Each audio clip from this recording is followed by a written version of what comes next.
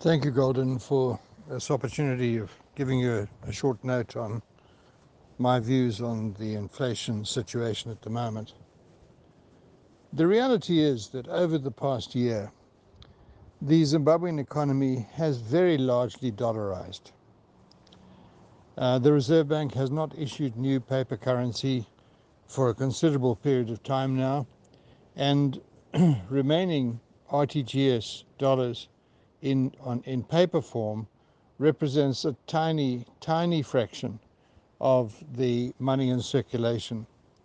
So the bulk of RTGS is electronic, and the volumes of electronic transfers in RTGS is massive.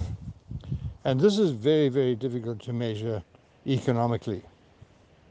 But insofar as people on the ground is concerned, and people doing their shopping in whatever currency which they choose, the reality is that today probably 75 or 80% of all transactions are being conducted in US dollars. And this is by far and away the dominant currency at the moment. That being the case, it is the main feature in terms of determining what real inflation rates are. Because inflation in US dollar terms, as we know from our experience during the dollarized period, is very low, probably 3 or 4%, no more than that.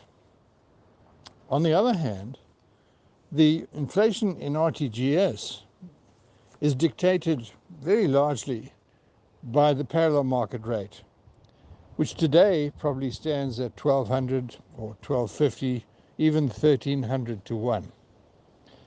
And this rate is deteriorating at the rate of about 5% a week.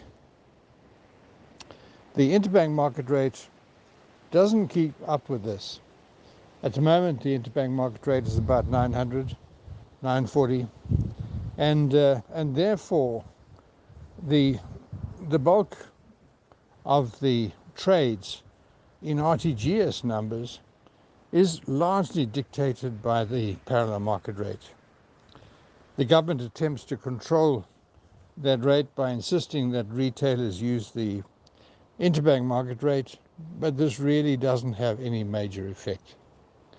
So the reality is that RTGS inflation is probably 200, 250%, and it's the blend rate which really has significance. For me, I think the blend rate is a much more realistic assessment of the average inflation which is being applied to the cost of goods and services, and is the kind of inflation rate that businessmen should be using to plan forward.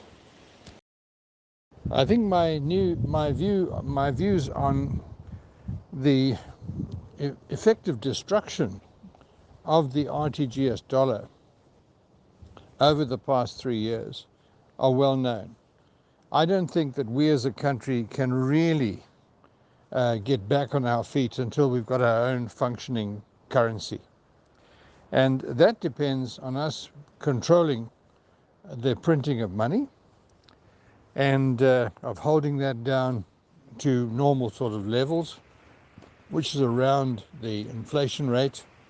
And in addition, making sure that people use the local currency as a first choice. Neither of those elements apply at the present time, not even in relation to government and local government costs. In fact, increasingly, the authorities are demanding payment in US dollars because of the instability of the local currency. And I don't think that's doing us any good.